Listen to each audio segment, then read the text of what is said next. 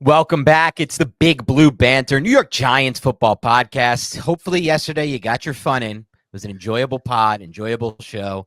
You threw on the film. You saw Jalen Hyatt effect. You saw Daniel Jones absolutely balling out. You saw anticipatory throwing. You saw darts. You saw good ball placement. You saw good velocity. You saw some good runs from Saquon Barkley. You saw some good offensive line play, some surprises, Josh Zudu, Marcus McKethin. Because guess what? Today ain't going to be that way. We call it like it is here on Big Blue Banter. We're not the podcast that pretends things are great when they're not. Objectivity is our number one goal. There are plenty of podcasts that are going to tell you the sky is blue when the sky is gray on an overcast day. You can find those. I'm not going to mention them by names. Just go ahead and find them if you're listening and you don't like this kind of talk. But I know most of the people still here do like this talk. And so we have to get to this game film today. And that's the Giants defense on the All-22 coaches film against the Cardinals offense. This, to me, Nick, was without a doubt the most depressing film I've watched in the Brian Daboll, Joe Schoen era. When you factor this thing by scale, and what do I mean by that? I mean relative to the opponent. This Arizona Cardinals team is garbage on offense. Let me make that clear. Now, we are going to give credit where it's due to Drew Petzing, the Cardinals offensive coordinator, because he called a hell of a game. But the personnel on the Cardinals team, it is unacceptable for the Giants to have defensive film that looks this bad, in my opinion, against that kind of personnel. Talk about Josh Dobbs at quarterback, fine. He actually had a pretty good game, all things considered. James Conner's a fine running back. But this Cardinals offensive line is not good. They have journeymen at both guard spots. They have nothing at center to get excited about. Their franchise offensive line player is Humphreys, who's not that good. This is the type of offensive line that you are supposed to dominate. This is what we came for. We believed that the Giants' defensive line and defensive front was going to give them an edge this season. Where is it? It has to show up against a Cardinals team like this. You can't have reps like the ones I saw with Will Hernandez against Leonard Williams. You can't have a game where Leonard Williams, I know he didn't play a lot, and that's a weird thing going on anyway, in my opinion, from a just snap count standpoint. But man, oh man, Nick, I saw one impressive rep from Leonard Williams an entire game. This dude is like the highest paid non-quarterback in the NFL this year, or like third or fourth highest paid and he's basically playing like a Jag right now. And I don't know why. He's supposed to be fully healthy this year. And obviously, this is not what Joe Schoen planned. He would never have Leonard Williams on the roster for that cap hit right now. This was Dave Gettleman's fault completely. The contract, the trade for a guy in an impending year, and the continuous pushback of his cap hit. But the point is, he's on the roster now. He's supposed to be fully healthy. He's still not that old of a player for in terms of defensive lineman. Where is he in this game? Bobby Okereke, the Giants paid all this money for. And I know you can talk to this as well, and you're going to, Nick, later today in the show.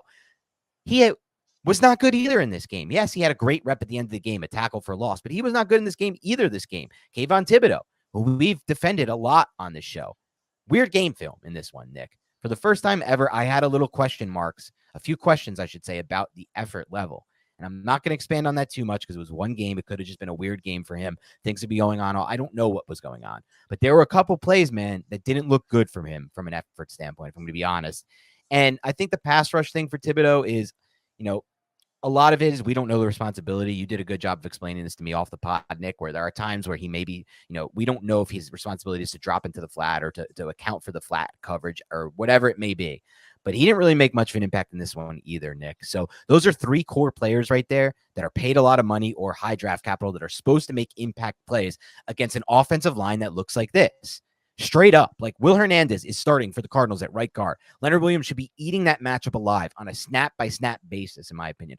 Bobby Okereke should be able to get through and make plays given what they pay him. And then obviously we'll get into some of the guys that disappointed as well, like Micah McFadden, who, in my mind, look, I was never high on McFadden. I didn't buy into the training camp buzz whatsoever. I didn't like his tape in 2022. I don't think he has the requisite athleticism to play the linebacker position, in my personal opinion. And so I think the film's going to look a lot like this for every game he starts. And I don't think they pretty much have any better options. Obviously, they're not playing Simmons a lot. But we can get to that too, Nick, because there are some speculation circling around that the Giants are going to do what they did in week 2. But in week 3, what they did in week 2 on the offensive side of the ball, major changes we didn't see coming. McKethin starts out of nowhere, Zudu. But do it on defense. And they might happen. We might see some new starters in. We might see some replacements, Nick. But all in all, man, this was the most depressing game film I've had to watch when you consider the matchup here. The Giants should have dominated, in my opinion, especially on the front in the trenches. And simply put, they just did not.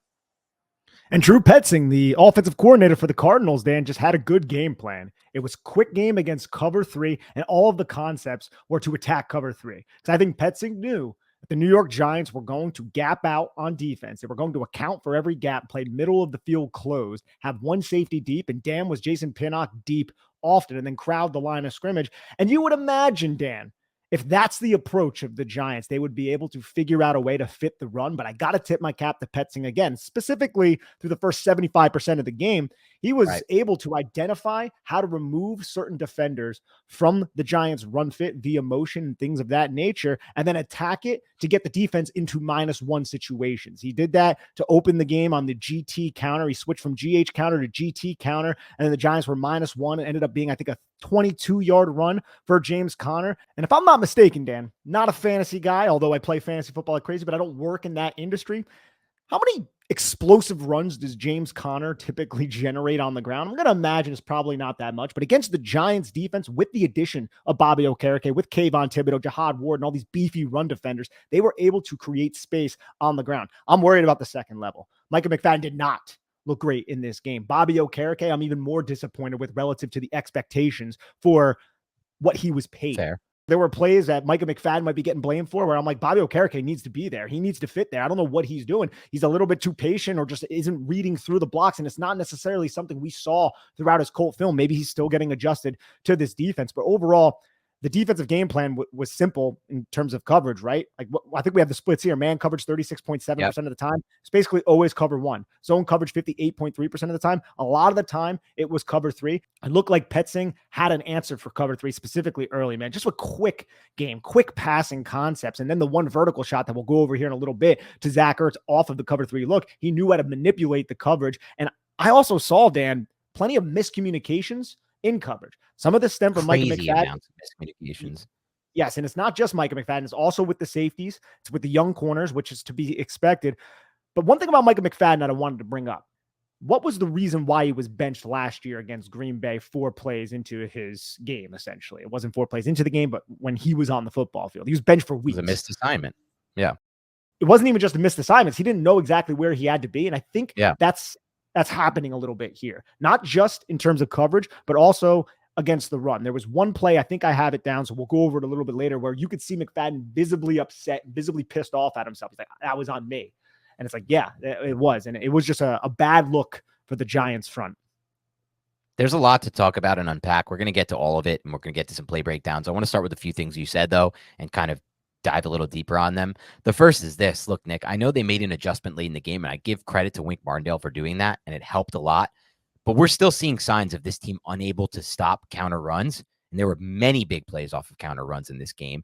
And that's against a bad O-line. And what did we say last year? The one thing that worries us about the Giants is teams are going to have more tape on them. And when they have more tape on them in the same system, and the Giants are bringing back the same system on both sides of the ball, they're going to attack the things that they can't do on film until they can prove that they can stop those things in the actual games. And yes, you're still going to find stingy teams like the Vikings last year or the Seahawks last year who just run their zone and that's it. And they don't practice counter runs and they're not going to pull it out in a game. But now you're going to have other teams that are a little more flexible. And most teams, in my opinion, are flexible in the run game that are simply not going to adhere to that. They're just going to say, look, we're going to add more counter to our game plan for this team because we're game planning to beat the Giants. And that's another hat tip to Drew Petzing because, I mean, it was a lot of, I was impressed with what he did in the passing game, but, you know, he also leaned on the counter run game. And I haven't watched all Cardinals, dude, but like, I'm sure that they used it more than they use it typically. And that his game plan was pretty specific to face the Giants. So I wanted to start by saying that. The second point I wanted to make was with regards to what you mentioned about Micah McFadden in the secondary, and at times Bobby Okereke, and just mostly McFadden in the secondary, at times just seeming like there were weird communication issues in the secondary. Guys running to the same spot, guys running to the same depth, guys not passing off defenders well, Micah McFadden having to have Bobby Okereke point in the middle of plays to get to places. And it looked to me like the closest thing, Nick, that I saw to the James Bettcher era since the James Bettcher era. And they've had multiple coordinators in since. They had Patrick Graham. This didn't happen almost ever in Patrick Graham's system. This didn't happen almost ever in Wink Martindale's system last season. So it's super surprising to me to see that many. I'm talking more than one handful of plays where just total miscommunication errors. We'll show some of these. And these players are running to the same spots, leaving wide open players, not understanding where to be. And that's a big issue right now, Nick, because it's week 2 of the same system coming back. I don't know why this is happening. Maybe give credit where it's due to Drew Petzing. Maybe just, Kellen Moored them like they got in week 2 last year where they just got outmatched. But I don't know the personnel. Go ahead. I don't know if it's outmatched. I think Petzing had a good game plan, but I think the Giants have a bunch of young guys in their secondary. I think the Giants are Yeah. operating with a different overhang, which like a nickel, where it's been someone different for quite a while now. And they're putting a Dory Jackson in there, who's a smart player, but it's also different. You know that he screwed up in that first game, according to, I think it was Wink Martindale on his press conference. It was like they have to switch coverage on that bunch. He got picked on the CD Lamb play in week 1. So you're even going to get some mistakes from a player like that who we typically rely on. I just think there's a lot of moving parts. We were uncertain for quite a while on who was actually going to be the starters here. And then it's like Jason Pinnock has it. Jason Pinnock looked fine on film. I would throw him into that bucket. He had I think 2 missed tackles. He had the one that he was just flying in a little bit. He had 3 recklessly. TFLs too.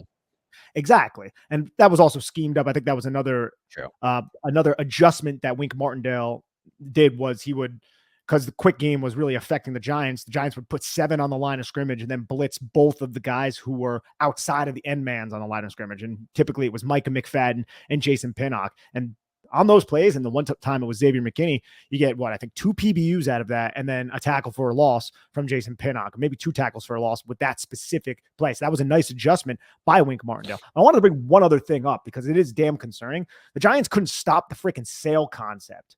The play action sail concept. The sail concept is a 3-level read where you have a vertical clear out from the number 1. Then the number 2 is going to run a deep 7 route. And then the number 3, I guess you can call him, it's typically a running back leaking out of the backfield, is just going to run into the flat. And that defender typically occupies the curl flat defender. And then the number 1 clears out Deontay Banks or Trey Hawkins III. And then you have no one covering to the sideline except for a safety who's trying to beeline over there. And how many times did Trey McBride or Zach Ertz have a huge play off that? It's a sail concept. It's not reinventing the wheel, Dan, but these big tight end pass plays were shredding the Giants off play action. And the Giants are about to face a team that is number 1 in EPA in rushing, number 1 in EPA total, and they have a tight end named George Kittle who has not eaten yet this season. Scary stuff. It's not great. And I will take exception to one play, the one that they had with McBride versus Pinnock. In my opinion, watching the tape, it looked like McBride pushed him off and it totally 100%. Ruined the play. Like I think Pinnock was step for step for him and would add a PBU there. But obviously, we know how things go in the NFL.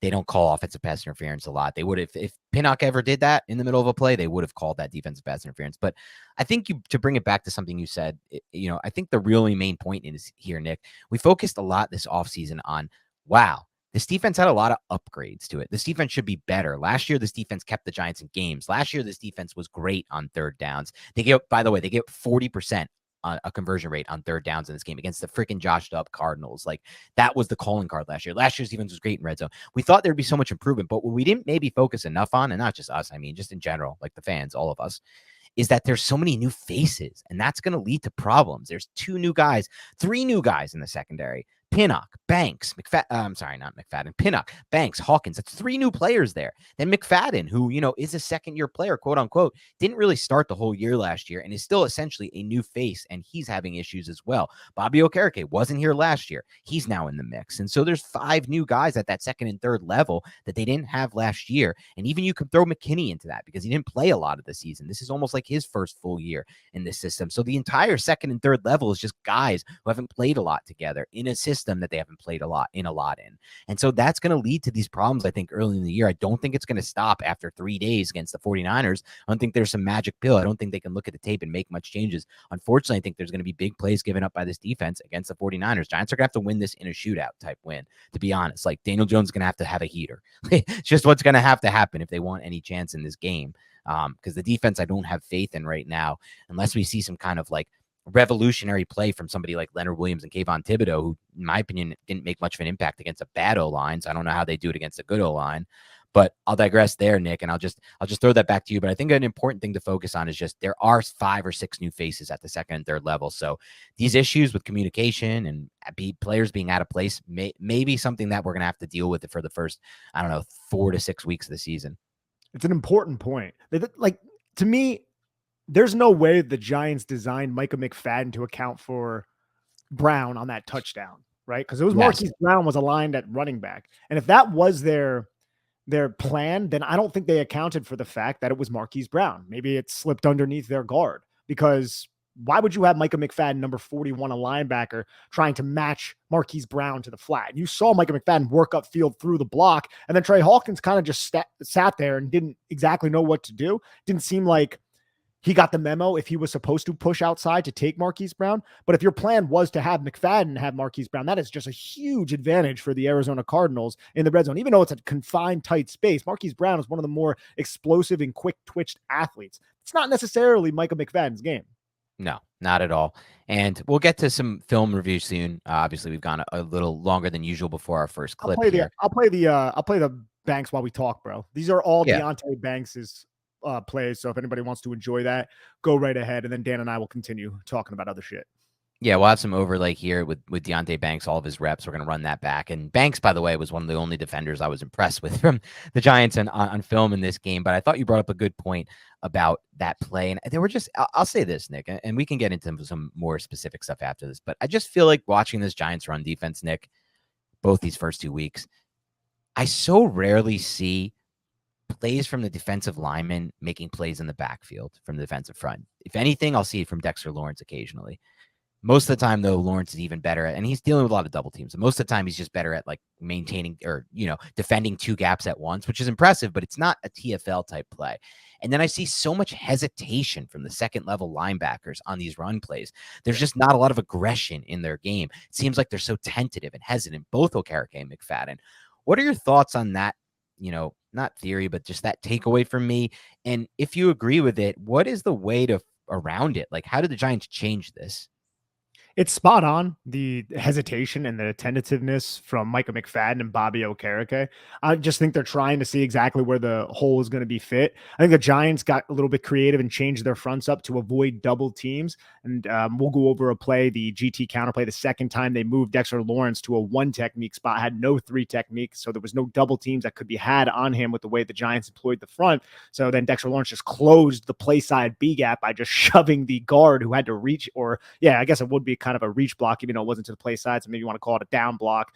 He just shoved that guard right into the B gap to close the B gap. And then McFadden closed down. Bobby Okereke scraped over the top.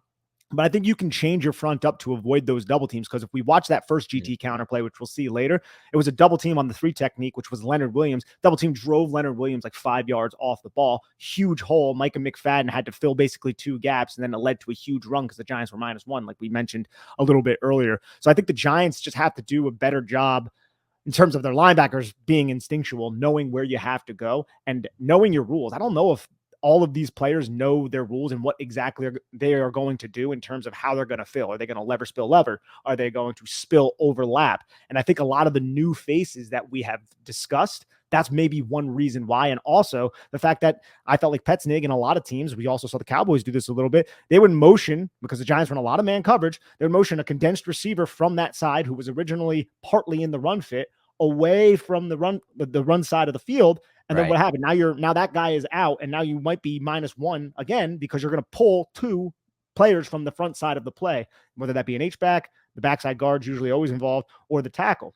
So I think from a run fitting standpoint, the Giants are just having a lot of trouble figuring out what the hell they're doing and what rules they have to execute. And that's kind of going beyond, that's more of a macro view of things. That's going beyond just, I'm a good football player and I can set an edge, which is also a problem for the New York Giants right now. They're not anchoring down as strongly as you want, specifically with Leonard Williams on that double team. I think Dexter Lawrence has been fine. I know people are like, oh, where's Dexter? Watching the tape, Dexter Lawrence, I don't have any problems with Dexter Lawrence. Dexter Lawrence is fine. He's a beast. Anytime he gets a one-on-one block, he makes the offense pay. It's not great for, and I'll run these plays back, it's not great for the offense. So I'm not worried about Dex. I think the edges, they could do a better job setting that edge. One player I do want to talk about is Oshane Ximines, because I think Oshane Ximines had a play in this game that might have won the New York Giants the football game, and no one's really talking about it. And Dan, do you know what play I'm talking about? I do, but let's save that one for later when we get to the good stuff. But yes, I know exactly. And, what you said about the run, we'll get to it because I don't want to spoil that either. There were some adjustments that Wink Martindale made, which were impressive. And I feel like that's the way you should be playing counter type runs the entire time, with backside type of penetration. And we'll get to that too. As we get to your point. That was the other point I wanted to add. The Giants aren't necessarily a defense that penetrates, right? Like we've talked about Dan Quinn big defense. Problem. Well, that's just not their structure. It's not what Yeah. they do. They align in odd Certainly. fronts a lot where they have three guys within the tackle box who hold up, but you need defenders, not just linebackers. You need the apex defender, the nickel, if you're a nickel personnel, which the Yes. Giants run a lot, to be very good run defenders. What did you and I talk about a lot last year? And sometimes people on Twitter might give a shit. We'd be like, yeah, Darnay Holmes is a underrated player on this defense. Like, oh, what are you talking about? Darnay Holmes is excellent in his run fits. Yeah. And you need, if you're going to run these nickel personnel packages and you are abused by counter, you need that player, that apex defender, to be a good run fit player. That's what Darnay Holmes was. I think Adoree Jackson, he's also good in run fits, but he's much better when he's on the outside because he's like 190 pounds. And he doesn't have that same frame as Darnay Holmes, who is a similar weight, but also like 3 or 4 inches shorter and just more compact and a little bit stronger. So I think the Giants might be missing that element. Let's go back even further than Darnay Holmes, Dan. Remember Grant Haley? Yep. Terrible in coverage. Great run fit defender. Excellent run fit defender who would scream downhill and be able to fill and was not a liability out there. Right now, I'm not saying the Giants have a liability in terms of their nickel, but you need that player to be aggressive if you're going to account for him in the run. And I think the Giants missed Darnay Holmes a little bit just because of that. It's just coverage has always kind of been an issue for that one. Yep, without a doubt. And let's get into some stats real quick, some interesting stats and notes before we get into some play breakdowns here. So for starters, I mentioned this earlier, the Giants allowed a 40% third down conversion rate. That's way too high in this matchup. They played press coverage 46.4% of the time, which I felt like was in line with what I expected. Don't give them too much confidence. Don't play off against a team like this that can't throw over the top. They had just 2 pass breakups the entire game. That's compared to 6 for the Arizona Cardinals defense. The Giants also had 12 missed tackles on defense. That's a number that's too high. 0 sacks for the Giants defense. The one positive is the Giants didn't allow a single play of 25 plus yards. They allowed several in the 15 to 24 range, but not 25 plus yards. Giants had a total pass expected points added EPA of minus 11.64. The Arizona Cardinals pass defense did better, and that includes the second half where the Giants had their way with the Arizona Cardinals pass defense. So just a really poor pass defense performance.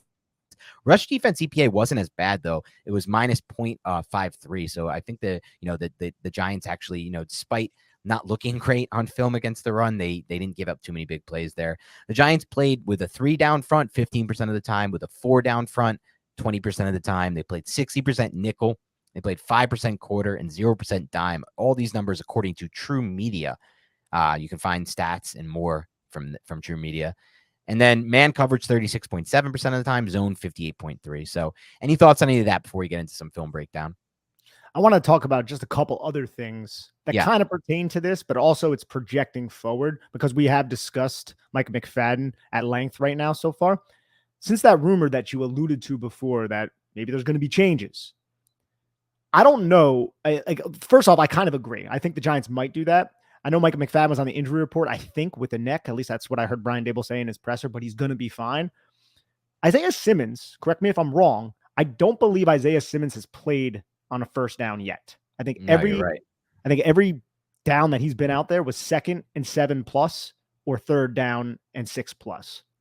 And as bad as Micah McFadden might have looked in this game with the missed tackles and a couple mental mishaps, I don't know how much better Isaiah Simmons is going to be in terms of fitting the run.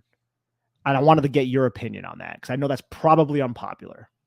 So I'll start by saying this. The speculation, I think, was born from shout out to Giants fan in Charlotte. I almost did Connecticut again, but I don't make that mistake anymore.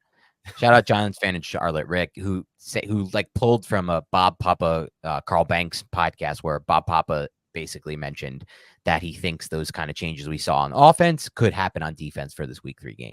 So that's kind of where it's bred from. And then it's just speculation as to what changes will be made. To me, there's multiple changes that could be made. McFadden for Simmons, I think you can take Jihad Ward off the field almost entirely at this point. I don't really see the value of Jihad Ward too much. And he did have some better plays in the second half as far as like stonewalling, fitting the run, and setting the edge. But the first half for Jihad Ward, to me, was just really bad, especially considering that he offers nothing as a pass rusher. And for him to lose the reps he lost in the run game in the first half to those offensive linemen, man, was troubling for me, given what he's supposed to be. But I think those are potentially 2 changes. Maybe Boogie Basham starts to play more for Ward and Simmons for McFadden. I think to answer your question, Nick, I think we'll have similar issues against the run with Simmons in the game. But I just think that he can't possibly be worse against the pass than McFadden is. To me, No, McFadden is as bad as it gets against the pass. He's slow to react. He doesn't really have foot speed. He doesn't have long arms to get into pass lanes. He can't really offer anything as a pass rusher. He's bad in all matchups in the pass. He's shooting out to flats when he shouldn't be. He's moving in directions he shouldn't be. Okereke is telling him to go over here. There's tons of just weird communication, not communication, just I guess missed assignments. I don't know what, or just like he doesn't know what he's doing out there type plays with McFadden right now. And that's not to say Simmons won't do the same, Nick, because I think part of the reason he hasn't played that many snaps is because the Giants are like, wow, he just got to the team. We can't really just put him out there for a million snaps. But like, I also think at the same time, Nick, his overall athleticism might just make up for it in some spots where it just simply doesn't for McFadden. And I know like some people are like the play where Josh Dobbs had the 20-yard rushing TD. McFadden's rushing over to carry the guy who's on the cross or the drag when Banks is in man coverage against him, which I don't even know why he's doing that. Then he runs into Banks. Then he notices Dobbs is taking off and he tries to recover. And like some people thought it was good speed by McFadden, dude. I did not think that. I thought he had short, choppy steps. This is one of the plays where that's Okereke, because on that play, and I don't have it in front of me, but I believe I have it in my video log.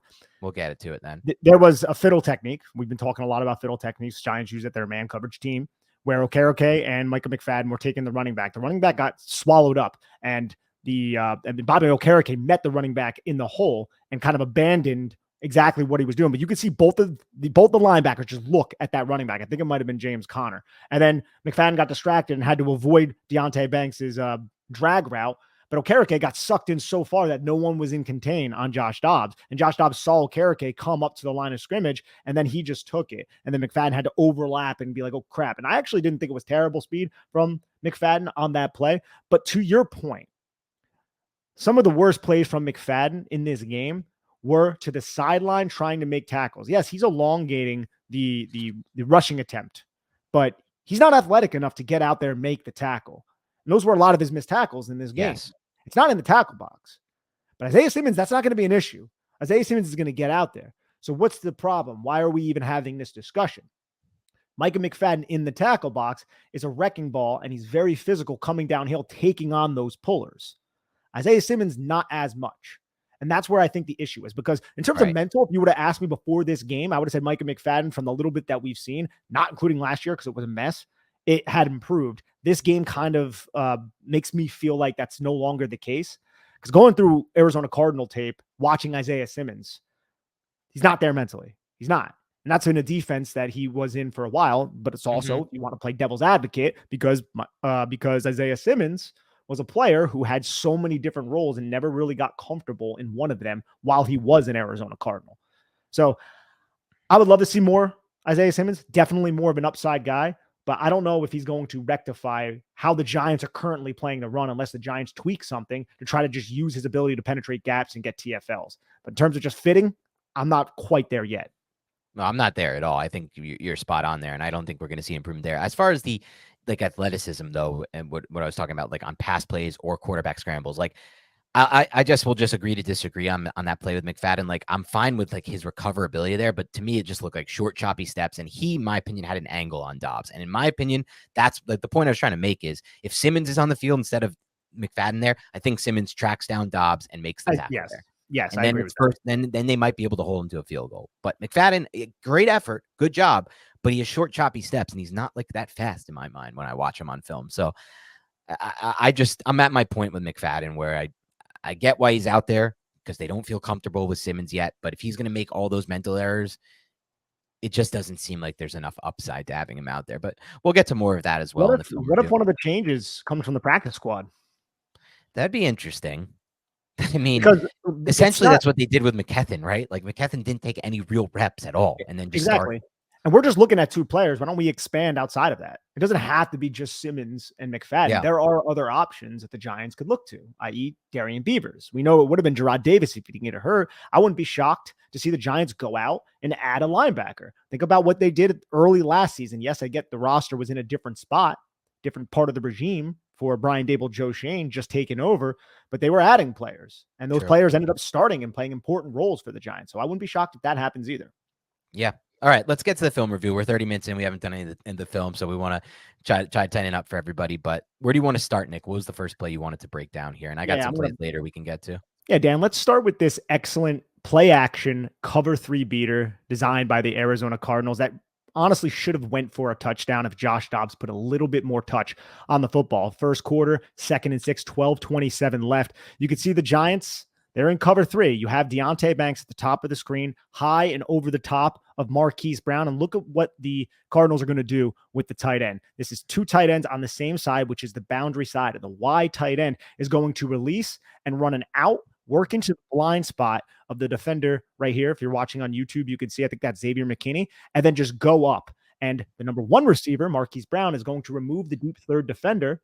That is Deontay Banks. So who the hell is carrying the out and up from Zach Ertz, the 33-year-old tight end who is older than basically both of us, still playing in the NFL? No one. That's the answer. No one. And if this ball was thrown a little bit better, I don't know if the Giants win this football game. This was on the first drive. Right. We'll get any points out of this. It's a missed field goal. And you could see how the Giants and their cover three defense got shredded on this play, but all throughout the game, quick game just shredded the New York Giants as well. And Giants look back, very lucky this wasn't completed. Yeah, I mean, this is a touchdown for 90% of NFL quarterbacks. Giants got very lucky on this, but roll it back real quick to take a look at that second level. What's going on between Okereke and McFadden here? Yeah, Okereke and McFadden, this is just play action, so they have to respect the run. They're run-first defenders, so they're going to step to the run. They realize it's play action. McFadden's just roboting right here. He's rolling over and looking back for any kind of crossing routes. There's nothing. And then he gets too close to Okereke, so Okereke is telling him to expand outside. This is the boundary side of the field. Neither Okereke and McFadden are even to the other half of the field right now, but the entire play concept, because this is a sail concept, is to that half of the field. It's exactly. Yeah. So no one is accounting for even James Conner in the flat except for Xavier McKinney. And that's kind of the conflict defender there. Xavier McKinney is the curl flat defender. He's looking at James Conner and he's going away from the tight end at this point. So you have two defenders who are somewhat in conflict. This is why it's such a great scheme by Petzing. James Conner in the flat with the tight end. And then you also have Deontay Banks getting his zone flushed. This isn't an issue on Deontay Banks. I don't think you have a safety. Yeah, you have a safety in the middle of the field. So maybe you can make the argument that Deontay Banks needs to see the tight end quicker, come off. He comes off a little bit late once the ball is thrown. But again, this is a rookie. I'm not going to sit here and just rail against him for not being in perfect position. I just think it's a really well-schemed play against a defense that the Giants run quite often. I guess my question for you then, Nick, is, it looks to me, to the naked eye, that there's just three wasted Giants defenders on this play. The two linebackers, and then I guess it's Adoree Jackson over there. I'm not sure who there might be. Trey. Yeah, it looks like Adoree Jackson. That's just good play design. But, I'm just not sure why the play calls for like a robot technique, as you broke it down for McFadden, when they have those two other guys on that side of the field. There's not really anyone who could leak out on that drag except for the tight end, who's obviously staying into block. Do you need three defenders over there? It just seems like a total waste when they could have McFadden expand to the right, in my mind. This is just I'm trying to get your opinion on this. They could have McFadden expand his coverage to the right, and then you can have Deontay Banks not have to worry about that, James Conner route and drop into coverage. It just seems like I just don't understand why you have three defenders over there, I guess, on this play. It's good scheming, like you said. He would be the middle hook defender, Micah McFadden, and he's worried about Zach Ertz possibly running a post. He doesn't know that Zach Ertz is going on the flag, so you can see him check. Sure. Ertz isn't doing that, and at that point, James Conner's already at the numbers. So Micah McFadden's zone here would be between the hash and the numbers, with Bobby Okereke being more towards the middle of the field. And I would say, he could shade a little bit more towards the numbers. I think he's a little bit too far inside, but that's a little bit inconsequential when you look at the grand scheme of the play. Sure. So that's where I'm at with it personally. Maybe there's somebody else with a different opinion. For me, it's just you look at the route concept was designed to attack Deontay Banks, and that's not Deontay Banks' fault. It was just, again, a good play call against this coverage. Yep. And Giants got very lucky, as Nick mentioned here, because it went incomplete. Let's take a look at this next play now. Yeah, this is a bad mistake by Micah McFadden. This is the first play of the second drive, 1st and 10. Defense is just not on the same page. And I also want to look at Kayvon Thibodeaux, just because this is going to be a negative podcast a little bit with Kayvon Thibodeaux, a lot of negativity. Watch him set this edge. If this was a handoff, he pushes homeboy back. That is really good by Kayvon Thibodeaux. But this is the miscommunication. Jihad Ward and Micah McFadden need to be on the same page, and I'm going to blame Micah McFadden for this one. Jihad Ward is just going right for the mesh point. That's a coaching point. It's not just him being like, hey, I'm going to do this. It's a coaching point. You go to the mesh point and the linebacker loops around and he replaces you and he becomes that force contained defender. And watch him fly over to the mesh point. You're not going to have Trey Hawkins be the primary force defender because he has to worry about a tight end out there and he's a cornerback. So Micah McFadden, for some reason, steps to the inside where the Giants have all of these bodies, as we see, and doesn't replace around to ensure that Josh Dobbs doesn't do this. This is on Micah McFadden. Again, Micah McFadden did not have a good football game here. Saw him make a couple good plays, thought he did. He did not have a good football game here. And you could see this is just one of the mental mistakes that we were referring to. And this isn't even in regards to coverage. And you can watch Micah McFadden. He gets all pissed off, touches his helmet. He says the F word more than likely. We'll see it from this angle as well. So you can see Jahad Ward does a great job just crashing the mesh point, force the tuck. Now you're going to have Micah McFadden unblocked right in the face of Josh Dobbs. That's the design of the play. Doesn't happen because Micah McFadden doesn't execute his assignment. And again, you're going to see how pissed off he is. See? And that's a 30-plus play because the 15-yard penalty that wouldn't have happened if McFadden executed his assignment there. So just really disappointing there. Exactly. And this is just an absolute dart, bro. This is a beautiful throw by Josh Dobbs outside the numbers from the far hash. A 3rd and 7 with 8:24 left in the first quarter to player I really like, Michael Wilson, who pay attention to the route, Dan. You love studying, evaluating wide receivers. Look at this route by Michael Wilson.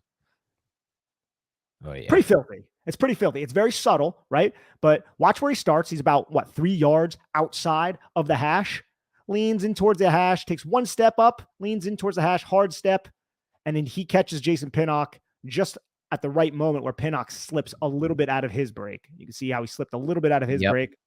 Ball is right in stride. I wanted to highlight that throw, but this isn't great work by Kayvon Thibodeau on this play. And I'm wondering, and I was hoping that it's because he has to account for this tight end in coverage, but Trey Hawkins, the third, is right behind him.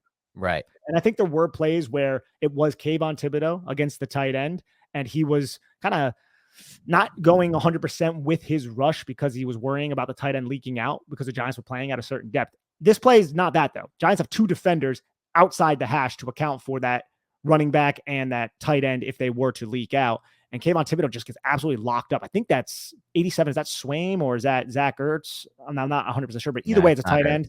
Yeah. So that's just not a great look for the Giants. And just, I don't know. I get worried, Dan. The rest of the pass rush for me, Nick. I mean, it's a 3rd and long situation, an obvious passing down. They have absolutely no pass rush here against a bad O-line. Like, this happened throughout the game. 3rd and 7, 3rd and 11, a 3rd and 10. Like, that's what worries me. It's Thibodeau for sure, but it's everyone on this line for me. Yeah, it is. I mean, it's a 7-man protection, to be fair, and you have 2 guys on Dexter Lawrence, but you're not winning your one-on-ones. I think I'd probably have the end zone angle here. A'Shawn Robinson, you're not winning your one-on-one. Kayvon Thibodeau, you're not winning your one-on-one against a freaking tight end. You have O'Shane Zimenez on the other side drawing 2. He's, not the best pass rusher to begin with. And Josh Dobbs has all day to throw the football and places that just perfect. That is just a great throw in the bucket right to Michael Wilson in this coverage, man. And maybe that's what we need to see more of, Nick, by the way. Like you just mentioned it, this is a 4-man pass rush against a 7-man protection. Maybe what we need to see more of to try to just change things up, rattle a quarterback, disrupt things is more blitzes, because we haven't seen as many blitzes from Wink Martindale as we expected to get. And, as his reputation says we would get by this point. And in this game, I was surprised by it. You're getting Josh Dobbs. What has he done against these like rookie type quarterbacks? And he's not a rookie, Josh Dobbs. He essentially is. He has no starts under his belt, really. He's pressured them. He's dictated to them. Instead, here he's dropping 7, and somehow, the Cardinals barely have anybody running routes here, and they're able to get a big completion down the field. So many wasted Giants defenders dropping in coverage here. Exactly. And I want to highlight one more thing about this play and kind of look forward to the 49ers. And you are right. We saw Wink Martindale do this against Trevor Lawrence last year, for instance. I'm wondering if it has something to do with Wink Martindale being concerned with how he's fitting the run, but I don't know. Like the primary blitzes that the Giants used was, like I said before, 7-man front, just bring Pinnock, bring McFadden off the edge, create a 5-man rush. I think he only blitzed like 14% of the time in this game, which is wildly low for him. He's blitzing typically at like a 30 to 35% rate. But I want to highlight Isaiah Simmons here. 3rd and 7, Isaiah Simmons is going to be out there. What is Isaiah Simmons doing? He is looking directly at 31. And he is just mirroring 31. Isaiah Simmons' role is going to have a big role in this 49ers game. Oh, He's going to be to shadow Christian McCaffrey. And he's going to be doing this the entire time. And I'm worried about it a little bit. Of course. But if anybody can cover McCaffrey on this team, it's going to be Simmons, but shit, man, like that dude is just unreal watching his highlights in the season that he's already had. I think McKinney would actually, I just shouldn't say obviously, would actually have the best chance at that, but I also don't think they can afford to use McKinney in that role. So they're basically set having to do this with, rely on Simmons. But that could also, by the way, lead to more snaps for Simmons right away in this game. Just the fact that they're matching up against a Christian McCaffrey type, And George Kittle. You can't have McFadden on either of those two. And George Kittle. Can't. And that might be the reason why the Giants make that change. Right. I don't love either of the options. And George Kittle, he's quite familiar with Isaiah Simmons, and I'm pretty sure George Kittle has won that matchup almost every single time. Mm-hmm. So it's anything's better than McFadden at this point in terms of coverage. I like this play call just because it's different. It's a 1st and 10, and Wink Martindale came out with a cover 0. But watch what he does with these defensive linemen, because at this point in the game, it's the first quarter. It's 1:22 left in the first quarter. The Giants have been eaten up, Dan, by quick game the entire game. So in order to combat that, the Giants come out. The Cardinals are in empty. The Giants respond by running a covered 0 look. Like, you're not really throwing too deep on us. And if you do, it's always towards the sideline on that sail concept. So we're going to try to bait you into throwing a stick route in empty to this tight end. And you can see both Dexter Lawrence and A'Shawn Robinson drop off and sink underneath to cut off any of those inside breaking routes. But the Cardinals were throwing outside the numbers quite often for Josh Dobbs, which is surprising. The Giants still didn't get a takeaway. But the Cardinals just try running their number 3 receiver on a quick little flat route and having 2 blockers stalk block for him. But it ends up going incomplete because Micah McFadden and Dexter Lawrence, I think it is, or maybe it's Leonard Williams, get pressure on him. Micah McFadden gets a nice hit. But this is a well-designed play, and you can see how the Giants have a bunch of guys on the line of scrimmage. They got 6 guys on the line of scrimmage against 5 blockers. Will Hernandez is definitely not athletic enough to close down that A-gap, and Micah McFadden gets a hit on the quarterback. It's also one of those plays where Giants are lucky they were facing Josh Dobbs and not Aaron Rodgers, because I could totally see a flag for a low hit there other than otherwise. Oh, dude, right? Yeah, that's a very good point. All right, now let's get to the touchdown run by Josh Dobbs. 15 minutes left in the second quarter, so first play of the second quarter. And I kind of broke this down before. Watch both Bobby Okereke and Micah McFadden watching it from the end zone angle. It's play action. Both of their eyes go to Connor. Watch Micah McFadden take the step, realizes it is play action, not a run, and then he comes off and goes into zone coverage. And let's see those short, choppy steps. I actually think he does cover ground okay here, Dan. I do. I don't think it's terrible. Josh Dobbs is that fast, though. That's like my thing. This is not Lamar Jackson. So I put in the tweet. Like, Josh Dobbs is a solid athlete, dude, but he's not that fat. Like, I just think Simmons is closing this gap. That's just straight up where I'm going to stay with this. Oh, I agree. I agree with that. Yeah, I absolutely agree with that. But for Micah McFadden, I actually don't. For him, it's good. It's terrible. Fine. I'm okay with that being okay for him. But, like, look at where the play ends up. Touchdown. I know. Well outside the hash there, and Dobbs takes off just outside the opposite hash, and you have to cover some ground. And I got to say this too, dude. What the hell is up with Josh Dobbs lowering his shoulder on Xavier McKinney and barreling him over? And I'm not like saying that to knock Xavier McKinney. You have Josh Dobbs running at you probably at like 18 miles per hour or whatever it is. I could probably look it up. At most. I just checked too, Dan. He clocked in at 18.7 miles per hour. I'm imagining that's probably when he has that full head of speed. And he like right around now, if you're watching on YouTube, and then he kind of has to like juke a little bit and get slowed up by McFadden and then runs through Xavier McKinney for a touchdown. But either way, it's not a good look for the Giants defense. You run McKinney, just to defend him a little bit, I think he's just going for the football there and trying to make a huge play on a turnover from a quarterback. Yeah. He assumes it's an easier player to rip the ball out of. I'm kind of okay with that gamble. I know a lot of people were angry at this, but like to me, it's like if McKinney breaks down and tackles him, it's going to be first and goal at the 1 or 2, and they're probably going to score anyway. If he rips the ball out of a quarterback's hand, knowing that the chances of it happening are higher against a quarterback than a running back or receiver, the whole game, it's a game-changing play. So I actually like this by McKinney, but I agree. Aesthetically, it's not pleasing because you're watching Josh Dobbs at 100, 80, 90 pounds. Maybe he's over 200 because he's decently tall, run over Xavier McKinney. I think that's an excellent, astute point.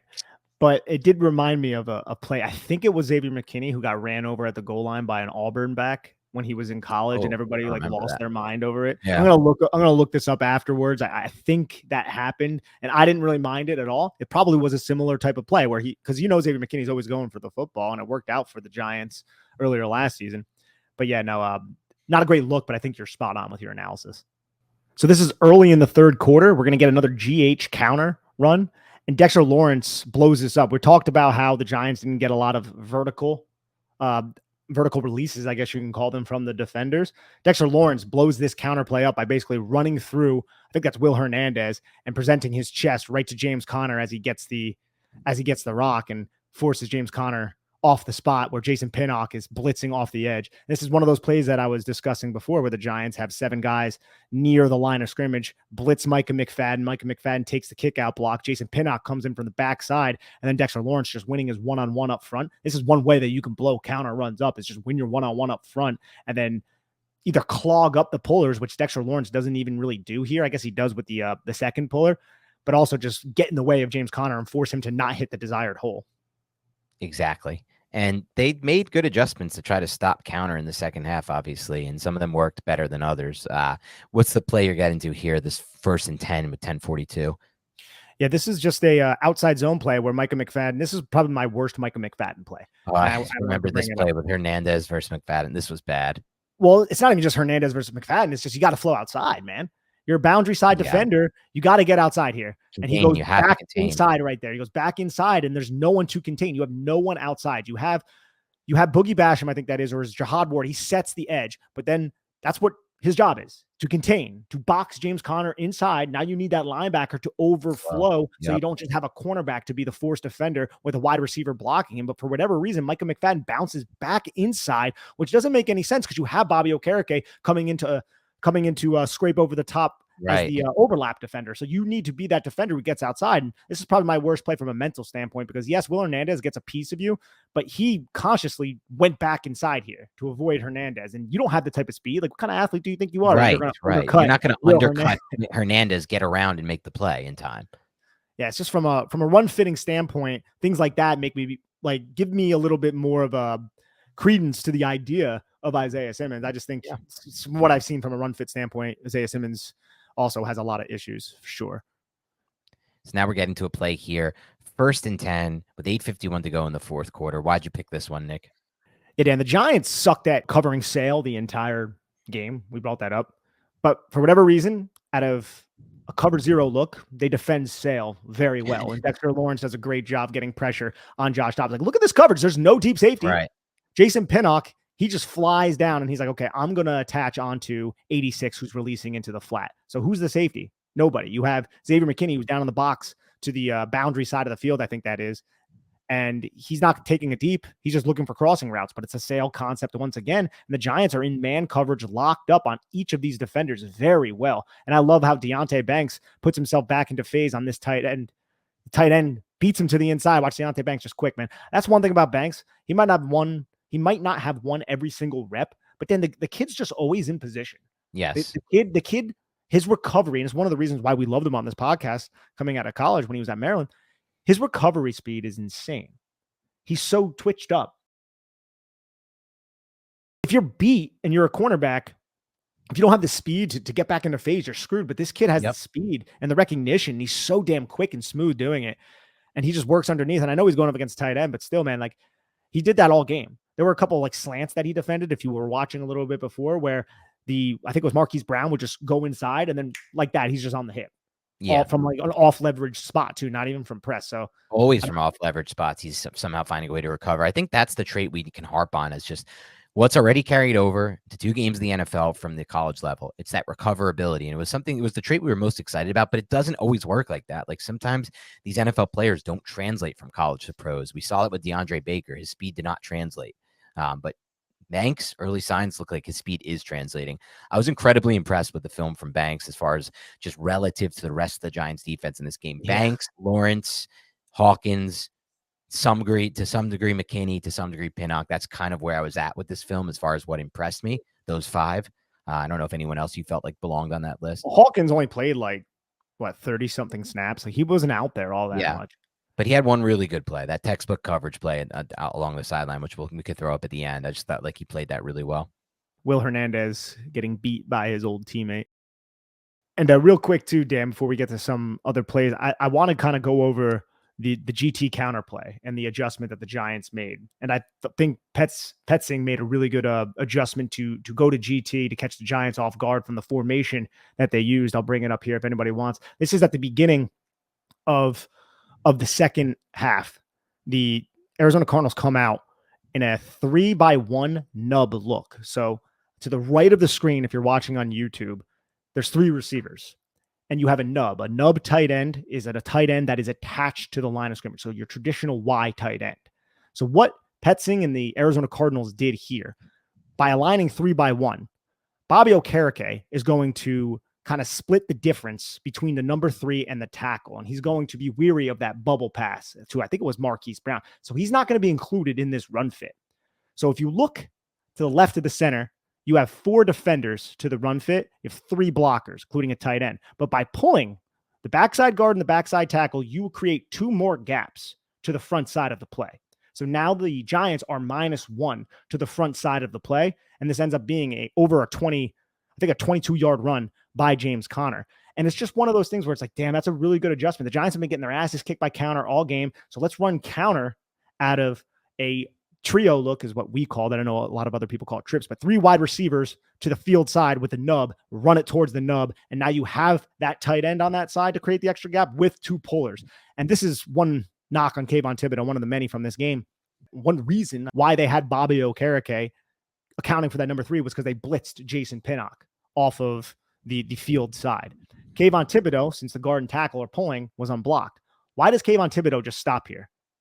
Yeah. Why doesn't he crash down and account for James Conner? You have a defender in Jason Pinnock who's right next to you to account for Josh Dobbs. You're not that contained defender. You're not that forced defender on this play. He should have just kept going and attacked James Conner, but instead he stops, plays the zone That read. should be a TFL, honestly, from Thibodeaux. It should be a huge play for the New York Giants. It's well schemed by the New York Giants if this play were to run, but it's also well schemed by the Arizona Cardinals because Thibodeaux ends up screwing this up, and now you have for the offense, you have +1. And Micah McFadden tries to undercut and work around, but then he presents that huge hole, and Bobby Okereke isn't there to overlap. And Leonard Williams, he's the 3 technique. That double team can now just obliterate you if you have a 3 technique to that side, and that's exactly what happened. So it's just well schemed by Arizona, but the Giants actually had a play call to defend against it, and Thibodeaux just did not execute. But a little bit later on in the game. And I'll say this before we move on to the next play, because I do think that the biggest culprit there is the Kayvon Thibodeaux. He needs to crash down hard and make a TFL there. But, watching what I just saw even there on that replay, Nick, with Leonard Williams, like, it's a tough spot. You're getting double teamed, but this never happens to Dexter Lawrence. You never see Dexter Lawrence get pushed that far off the ball. You just don't see these clips of that almost ever. I can't remember any. And this dude, Leonard Williams, is getting paid $33 million against the cap. Like, he has to be more than that. He can't be the guy that has reps like this. I get it. It's a double team. This is the furthest from concerns. I had concerns. There were some run plays where Will Hernandez just blocked him like straight up, like one-on-one. But this is $33 million. I'm starting to have a lot of trouble with them bringing him back if he's going to play like this. Like, that can't be the reason he was brought back. He has to be. They had to bring him back with the idea in mind that he can be a difference maker on this defense this year. So far, he hasn't been a difference maker. He's been just another guy, and it's really troublesome to me watching Leonard Williams because I don't know if there's any injuries to report. Doesn't seem like it. He was supposed to come back healthy. He's still pretty young. I just don't know what they're getting out of him at this point. It was a really bad look. That one play, kind of the whole game. He was just a ghost for most of it. But here's the adjustment from Wink Martindale. Wink Martindale's going to come out. It's that same exact formation. You have the nub. You have the 3 receivers to the field side. Bobby Okereke is not respecting the 3rd receiver now because the Giants are responding. It's not on this clip, but the Giants are responding by putting Deonte Banks in press. Giants ran press coverage, 46% of the time in this game, yep. I think you said. So Deonte Banks has him. So once Bobby Okereke reads the backside guard and the backside tackle pull, it's GT counter, he just overlaps so strongly. He gets a little picked up there, and Micah McFadden reacts by just shooting down. The Giants were anticipating this play call again, and they filled much better. And there's no 3 technique. So you have a bubble over that B gap. There's a natural bubble there. No 3 technique. You have a 1 shade, almost shaded towards a nose, but a 1 shade with Dexter Lawrence. Dexter Lawrence is going to get down blocked by the guard. Dexter Lawrence sees the guard to the backside pull, and what does Dexter Lawrence do? Close the B gap. Just shoves that guard into the B gap, makes the tackle for a loss or the tackle at the line of scrimmage. But I just appreciated that the Giants adjusted to this specific look that was employed by the Arizona Cardinals so effectively earlier in the game, and this ended up being a kind of a big play. Yeah, it was a great play by the Giants defense. There were some positives that started to, show themselves. There's a play that Bobby Okereke blew up in the backfield later in the game. Those last 4 possessions were good for sure for the Giants run defense, especially relative to the rest of them. But even in those, man, I felt like there were some moments that were at best. And some of the pass rushes in this game were really surprising. Nick, do you have any other clips you wanted to get to? If not, I have a few I just want to throw up real quick. You want to throw up? Oh man, that's unfortunate. But Man, yeah, I you don't can want to throw up. throw them up. All right, Nick. So I want to look at this 2nd and 1 play, and I just want to start from the top. I mean, it's 2nd and 1, Arizona Cardinals. You have to be, everyone in the house knows this is a run play. This is the most obvious run play. When I watch the Giants try to run in these 2nd and 1 spots, they maybe get a yard or two. They get the first down a lot, but it's always 1 to 2 yards. Giants give up 6 yards on this play, and I'll run it in a second, man, but you've got a one-on-one block here with Will Hernandez against Leonard Williams, and Leonard Williams ends up on the ground. You have Dexter Lawrence, who looks like they start to pretend like they're double teaming, but they don't, and he gets a little bit displaced. You have Kayvon Thibodeau. These are the people I want to focus on here.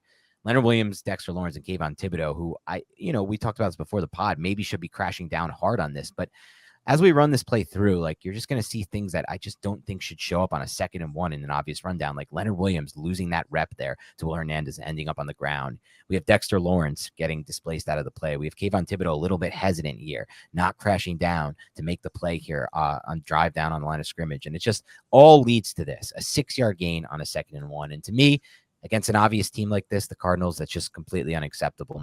All right, Nick, and maybe I'll finish with a positive, which could be that Trey Hawkins pass coverage rep, which I felt like he ran the route for the receiver. That was good. But we'll do one more negative first. This is a 3rd and 11 spot for the Giants. Big spot here. You should be able to get off the field in 3rd and 11 against Josh Dobbs here. I'm just so curious to get your take on what's going on with Kayvon Thibodeau here. So let's focus on number 5 here, Kayvon Thibodeau, on this play. We'll run it through real quick. Josh Dobbs has a lot of time, 3rd and 11 here. I'm just so curious, to back this up a little bit, why Kayvon Thibodeau is not just looping around and going straight at the quarterback. If he does go straight at the quarterback here, Nick, this is never completed. Like, this is legitimately going to be a hit, or he gets in the passing lane, bats the pass. No chance for this to be completed here for the first down. It is a punt situation for the Cardinals here. Instead, we get this, and just, I don't really understand why Thibodeau is so hesitant coming around here on this loop to just, and this might be to what you were talking about before, Nick, where like we don't totally know his responsibility on these plays. No, we don't totally know his responsibility. I think that's really important to note. It looks to me like he's about to jump. He stops like he's going to jump. Maybe he thought, did Dobbs pump fake or just give a little shimmy, show a little sauce to Kayvon there to kind of hold him up. Might have been accidental. Yeah, no, it didn't really appear like it, but lack of decisiveness on that play. I mean, I think that is why Kayvon Thibodeau was schemed. This is a ET or TE stunt twist with Leonard Williams going through the B gap, opening up, and then you have the linebacker coming in to take away the pass protector. That's a free rush for Kayvon Thibodeau, schemed for Kayvon Thibodeau, and he just was a little bit hesitant shooting the gap, it looked like. And how about Isaiah Simmons? Because this is not a good rep from 19 either, dude. He's tasked with a one-on-one against a running back, a short, small, 3rd down running back. Look at Isaiah Simmons on this one, man. And I think he's more of a pass rusher around the edge, but this is not a good look, man. Like, what is going on here? You see that from Simmons? Yes, you're right. Now, I think Isaiah Simmons, obviously, if he could just beat the running back, he's going to, but his path is deliberate. His path is to keep tight to the guard, because he acts as a pick for Kayvon Thibodeau. Okay. If you roll that back, he's acting like a pick, but he still gets stood up. You're right. There's not a lot of pop on contact. That's not Isaiah Simmons' game. Maybe Kayvon just gets slowed up because Okereke gets in his way. Okereke got flushed down the line of scrimmage, and I really think that's what blew up Kayvon Thibodeau's opportunity to get the Giants for a sack. You see how he kind of pushes Okereke, stops, like restarts himself, is hesitant, and then goes. I don't think he realized how much time he might have had. Maybe space he had. Like, he could do that. He needs to take a tighter corner around the loop there, I feel like. Maybe he thought that Okereke was going to go wide coming around. What happened with Okereke? Why did he get his ass bitched? I don't know. And I don't even know what his role is on this too, by the way, Okereke, because he's getting pushed down and then he's spinning back outside. Was Okereke going to try to loop around? Was Dexter Lawrence? That's what I was thinking. Like, let's look at what Lawrence does on this play. And we're spending a lot of time on this for the folks here, but just an interesting play. It's a 3rd and 11 spot. Maybe. Maybe, but I mean, Paris Johnson is still there. Paris Johnson wasn't having it, the rookie from Ohio State. He was like, nah, son, like, that's not going to happen. I like the fact that this is schemed up. It's creative. It's an attempt to take advantage of the protection. It worked. It just wasn't executed well. It's similar to what we Right. talked about on offense. Brian Dable discussed how execution was a big issue with the team through the first half. That was definitely true for the Giants, but I think it also pertains to the defense, specifically with a play like that. You had it schemed up. The running back was removed. It was a 6-man protection, and you had a free rusher. And the free rusher just was a little hesitant to hit the gap. Yep. And we'll finish here, at least for me, with a rep from Trey Hawkins at the top of your screen up here. That I just thought was a fun one to put up here. I thought he really ran this route for the wide receiver, which is exactly what you want and exactly what you can hope to get out of him. And just perfect, in my opinion, textbook coverage, runs the route, gets into the spot, no chance of PI. It shouldn't be. He came close to intercepting it on this, which would have been awesome as well. So just one final rep I wanted to share here, Nick, and we could turn it back to you now. Yeah, I just want to give Oshane Ximines a player that we have given a lot of crap to in the past. Mm-hmm. I would say rightfully so. I mean, I don't even know if rightfully so. He was a late 3rd-round pick who's had okay tape, had a pretty big role early in the season, but a player that we don't necessarily want playing. After the Giants' second touchdown, you start to feel the momentum. You felt it in the building. All the Cardinals fans were loud the entire game. The girl who sat next to me moved because I was a Giant fan. The guy she was with was a Giant. Yeah. And it was weird because I sat down, Dan. I feel like you're not even like a vocal Giant fan at games, though. Of course I'm not. You know how I am. But I'll get into it a little bit. But no, I'm not overly vocal. I wasn't screaming. I wasn't doing anything. But she like kept looking at me all weird and shit. And I was like, why is she looking at me? And then she just got up. She's like, I can't do it. I can't do it. And somebody else sat next to me. I guess, I don't know if it was her boyfriend or whatnot. And he had a red shirt on. And I'm like, what the hell's that up with? And then he's like, oh, go Giants. And I'm like, wait, you're a Giant fan? You got a red shirt on. He's like, yeah, no, I'm here with Cardinals fans. And I was like, oh, okay. And then she was like, yeah, I'm not sitting next to a Giant fan, trying to make it like a whole like joke and thing. And I was just like, it's just an odd social interaction that I just had in the stadium. And I'm lucky that I'm glad that like Diana, I don't even think she realized it because she could be a little bit vocal. That wouldn't have been good for you. If she even, any attention from any female would have been bad for you in that spot. No, this was very negative attention or perceived. Doesn't matter, negative or positive, any kind of attention. Oh man, no, but yeah. So you started to feel the tide changing. Yeah. But then the Cardinals started driving down the field, and the Giants took, I think it was I can't remember the penalty. I think they took a penalty, and they started getting these first downs. And I'm like, oh crap! But here's a 1st and 10 run where Oshane Ximines does a very good job setting this edge, and that's not something we have said often since the Giants drafted this guy in 2019. He sets this edge. It's textbook, Dan. He sets this edge and he forces James Conner to bounce all the way around the formation. They get 1 yard. And then the next play was an incomplete pass, but Dory Jackson knocked it away. They flagged it. And I was like, there's no way that's going to stand. And luckily the ref ended up picking it up because it was just beautiful coverage. And then the next was the shot that you just went over to Trey Hawkins, which forced the Cardinals to punt the football. Giants get it back. And honestly, if this play doesn't happen and this is like any of the other runs that we've gone over, even though it's not counter, split zone, who knows, man? This is probably the best edge set of the game, and it's from Oshane Ximines against a pretty talented young tackle in Paris Johnson. Right. So I wanted to give him credit. And also, it's set up too because Will Hernandez gets blown up. I think that's Boogie, so I wanted to give him credit too. Boogie Basham does is that Boogie? He does a really good job on this play, if that's him.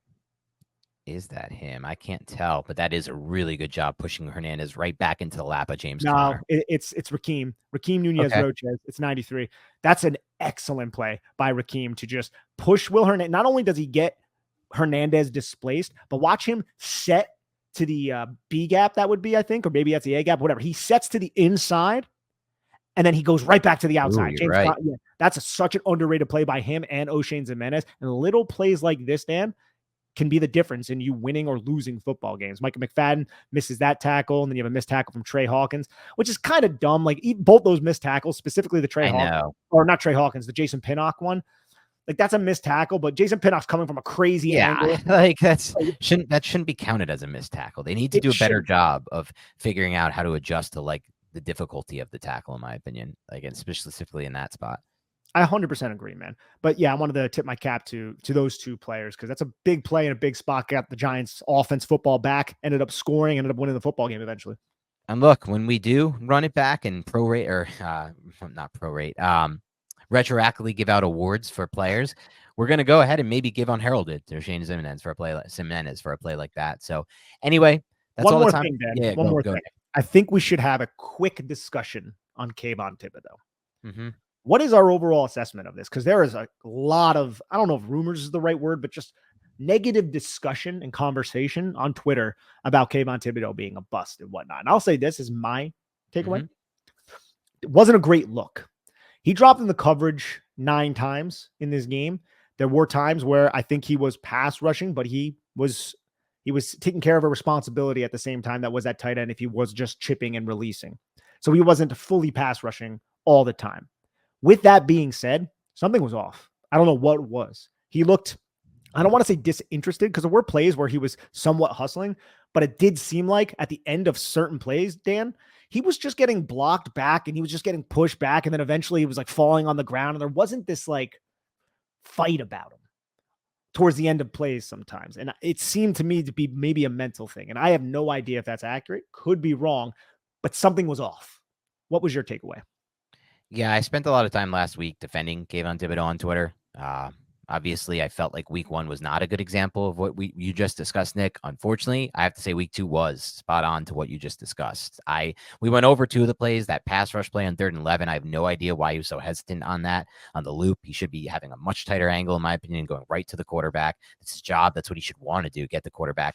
The run play you talked about, he should have definitely had a TFL on that, and he just looked slow and weird and lethargic on that. I just feel like something was off with him. We'll never actually know this.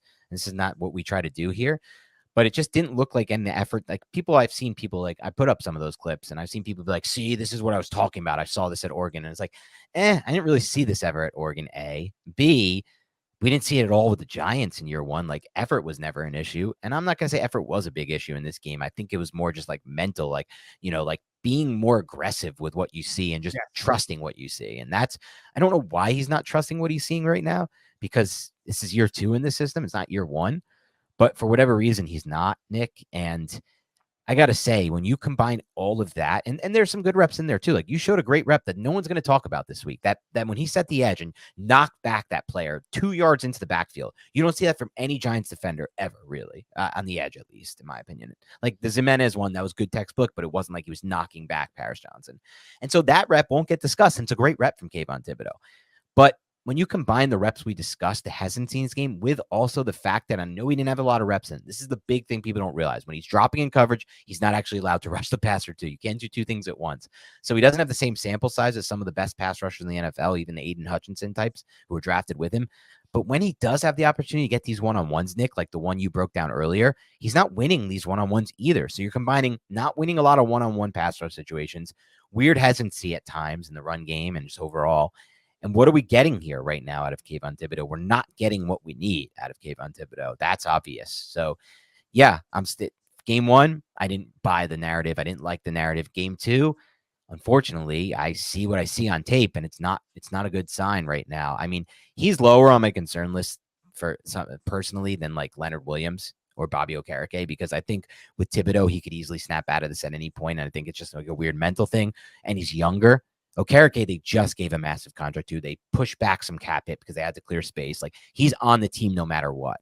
Leonard Williams is, yes, they're going to get off that contract finally. Thank God. Dave Gettleman, good job there. We got 1 good season out of that contract. Good job, buddy. Like you traded for him in a pending free agent, like a total idiot would do. A total noob would make that trade. Like only idiots trade for impending free agents. And they were 2-8 that year. But I'm not going to go off on Gettleman right now. Everyone should by now know that, because there were people, though, Nick, that came at us. I know. And said, oh, my God, you guys criticized the Leonard Williams trade. Ha, ha, ha. Where are you guys at now? Well, we're right where we were, because we got 1 great season out of him, and he's now $33 million against the cap. And so, like, I'm more concerned with Leonard Williams looking like that on film, because he has to be more than that. And Okereke, because they're stuck with that, right? And that's fine. Like, Okereke, we think will be better with time. He's new to the system. Leonard Williams, I have no idea what's going on there. I'll be completely honest with you. But Kayvon is now in that mix of that same group, because while they don't have the same financial commitment to him this year, they have the draft capital to him, right? And this is something I've thought about, Nick. What do we do these past couple draft classes, the first years of Joe Schoen, and not just did the draft? Let's just stick with the draft for now. All of our premium assets, with the exception of Kayvon Thibodeau and Deonte Banks, went to the offensive side of the ball. 2nd-round picks on the offensive line, 3rd-round picks on the offensive line. Where else did we go with it? We had a 2nd-round pick on a wide receiver, right? where was the other third round? There was one more that I'm missing Third here. round pick on up. Well, yeah, Wandale too. Wandale Hyatt. Yeah. That's 2 day 2 picks on Two wide day receiver. 2 picks on a wide receiver, two day 2 picks on an offensive lineman, right? We also had and that's how Cordell it is. And we had too. Cordell Yeah. Flott, but that's defense side of the ball, and then Evan Neal, another massive draft capital pick on an offense side of the ball. They haven't given Wink Martindale a lot of draft capital to work with, but one big draft capital swing they gave him to work with is Kayvon Thibodeau. So he does move into that mix of that big three right now for me. Okereke, Leonard Williams, and Kayvon. If this defense is going to turn it around, it's those three who are going to turn this thing around. We know what we're getting out of Dexter Lawrence. That's not going to change. We're good there. Deonte Banks looks really good for a rookie cornerback in his first 2 games. But those big three, they have to be difference makers. Okereke, Leonard Williams, and Kayvon. So, yes, I'm at the point now where I have to put him in that mix. And we'll see what happens this week against the 49ers. But, yeah, unfortunately, like you said, it's time to look at the tape. And I don't think that was the case in week 1 against the Cowboys. So I think people were off back then. But I think now in week 2, they have a fair gripe to come down with on Kayvon Thibodeau. I'm just wondering why. Like what changed? And remember when we talked to Ken McCusick about Wink Martindale's system, and when we did our own film analysis on it, one of the most important parts of the system in terms of an individual's responsibilities is the Sam linebacker, the outside linebacker who's going to be near the tight end, the Sam. That is what Kayvon Thibodeau is executing. I think it was Tyus Bowser who operated within that role for a while with Wink Martindale. And within that, you're not just rushing the passer and setting the edge. You got to worry about coverage. You got to worry about zone and man and all this other shit. Maybe that's just a lot for Kayvon Thibodeau to process right now because he did. Possible. Like, I don't want to call out his effort. And again, I didn't see it at Oregon, so I don't really care what people say. Yeah. There was something off. It did seem like he was, I don't want to say disinterested, but something wasn't right, bro. It's weird. I think I would lean more toward what you just suggested than the actual effort side of it. But then I also think like he was in the system last year. And this didn't it wasn't playing as hesitantly last year. So it's like odd from that standpoint. But maybe they're just throwing more on his plate. We don't know. The 2 plays that you broke down a little bit earlier, both of those were hesitation issues. Right. Why am I not going in at Josh Dobbs? Why am I not going through James Conner when I know Pinnock has Contain and Force next to me? So I don't know, man, but he has a quick turnaround, quick week, and Giants are going to need him if they're going to have a chance against San Francisco. Yeah, they're going to need all 3 of those guys. They're going to need a lot. It's going to be an interesting game, but hopefully, sometimes weird things happen on these Thursday night games. Not always, but sometimes. You never know. But we will be here again tomorrow to preview that 49ers game. And other than that, we'll be back right after it, the day after on Thursday. This is a big week for Big Blue Panther. We're going 5 days in a row on podcast to recap the game after Thursday Night Football. Hopefully the Giants can find a way to pull the upset off, Nick. You never know. But until then, thank you everyone for listening. Please like and subscribe. Please give us a rating and review. Please help support the show. And that's all we'll ever ask from you. Other than that, have a great rest of your night. We'll talk to you soon.